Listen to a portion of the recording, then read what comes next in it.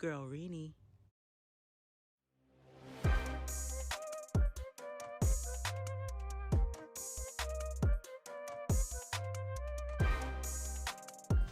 Hey everybody, welcome back to a brand new video. If you would like to see how I made this super cute happy birthday display, then keep on watching.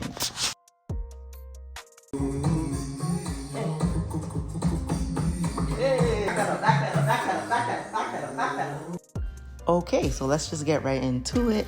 So of course, you're gonna start off with inflating the balloons. If you look closely, you'll notice that I am inflating the balloons at different sizes. Again, I like to do this because it helps to create like a nice little dimension in your balloon garland. So I'll inflate some more than others just to create some various sizes. I'm also blowing up an 18-inch here. I'm not blowing it up fully. This is going to be an outside display, and if you blow your balloons right to its maximum capacity and you have them outdoors, they will pop because in the heat, in the sun, they do expand. So you want to give them a little bit of wiggle room to be able to expand without popping on you.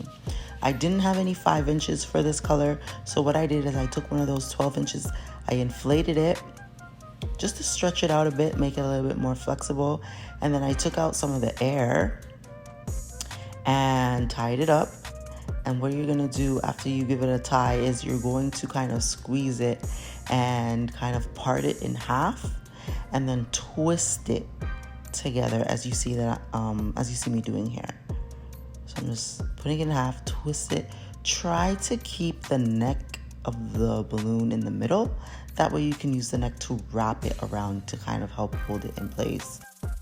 All right, so you're gonna do this again with a second balloon. Inflate it, take out some of that air, tie it up, squeeze it so that you can like part it and twist it in half, and then you're gonna intertwine those two together.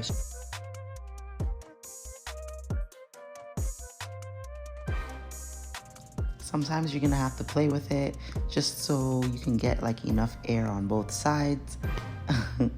But go ahead, twist that up and then take the two of them, twist it together. And that should be good. It shouldn't be unraveling, it shouldn't be going anywhere. And you have like a little 5-inch cluster. I do like this method because it gives the cluster like this cute little organic look. But yeah, that's a little trick that you can use if you do not have any 5-inch balloons or you run out of 5-inch balloons. So I'm just gonna go ahead, continue inflating all my other balloons. As you can see here, I'm doing a pink.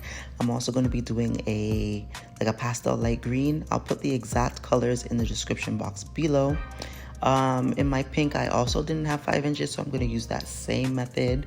Again, inflate it, take out some of that air so it's flexible. It can be twisted without popping on you. Twist it in halves, take a second one, twist that in half, put it together. Yeah, you guys got it. You got it.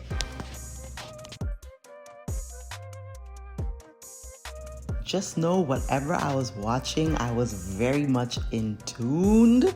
It had to be either Love Island or what else do I watch? It was probably Love Island, to be honest. Do you guys watch the UK one or the USA one? I started off with the UK, but let me know, which one do you prefer? But back to what we came here for. So I'm just gonna continue inflating these balloons. The sizes as usual, guys, it's gonna be 5 inches, 12 inches, and an 18-inch. Those are the 3 sizes that I used. Obviously, again, I don't have 5 inches in the pink and the purple. So what I did is I took the 12s and I made my own 5 inches with those.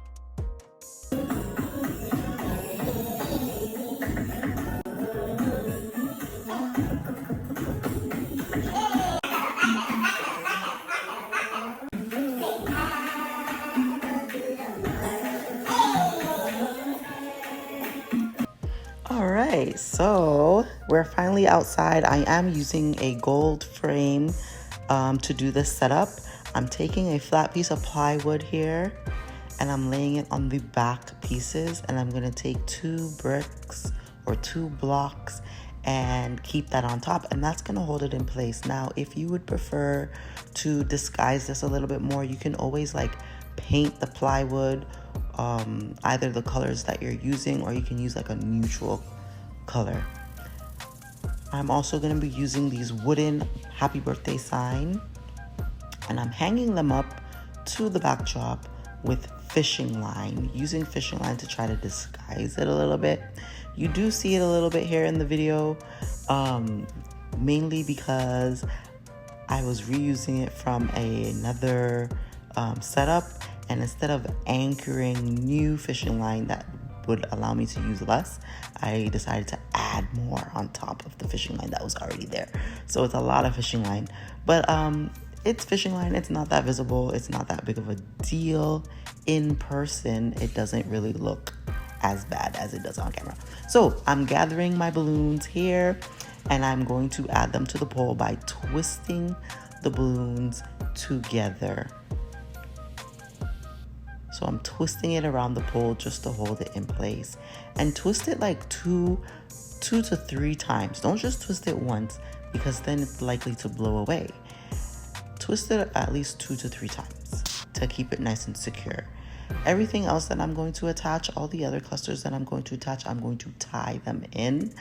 But when it comes to attaching the balloon to the actual frame, I am twisting it around the frame again 2 to 3 times at least. So I was getting some popping. Because on these frames, the back, it has like this little butterfly screw. I don't know if that's the technical term, but it has this butterfly screw, and every time I push the balloon on the screw, it would pop the balloons. So I was getting a little bit of poppage because of that. No big deal, but you saw in the clips that the balloons were popping. That's the reason why.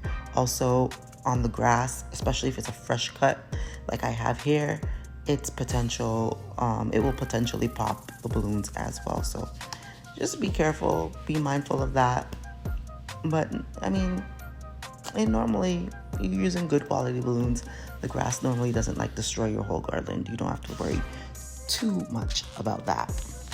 So yes, guys, I am just adding in cluster by cluster, randomly placing colors in places that I feel, look best. I'm tying them in by the necks, and yeah, I do go ahead and play with that sign. The happy was a little bit lean, so I do play with it, straighten it out a bit. Yes, that looks a little bit better. And then I take this smaller cluster and I put all the colors that I use just to put it at the top, just for like the final touch, just to add a little something at the top of the garland so it doesn't look so empty, doesn't look so naked up there. And that was pretty much it, guys. This is a very, very quick, very, very easy, very, very like cute setup that you can do, as opposed to like your regular full, tiara backdrop display thing. You guys know what I'm saying. Obviously, I'm gonna go in and add these 5 inches as the final finish. I'm adding these in with an elastic band, and that will be my final touch. And that's it, guys. So let me know what you guys think. I love the colors. I think they're just so soft, so lovely, so girly. Super, super simple, but like it does still make a statement. It is gorgeous still. So like just another option that you can do if you're looking for something that's a little different than your ordinary like full solid backdrop. Guys, please let me know how you're feeling about this one. Are you feeling it? Are you not feeling it? Any questions that you have, please drop it in the comments down below. If you want like a more detailed tutorial, I do have a video that is beginner friendly. You can go check that out. And guys, please don't forget to like, comment, subscribe, share, all that good stuff. I do appreciate the continued support. Keep on supporting. I love y'all. God bless, and I will see you in the next one.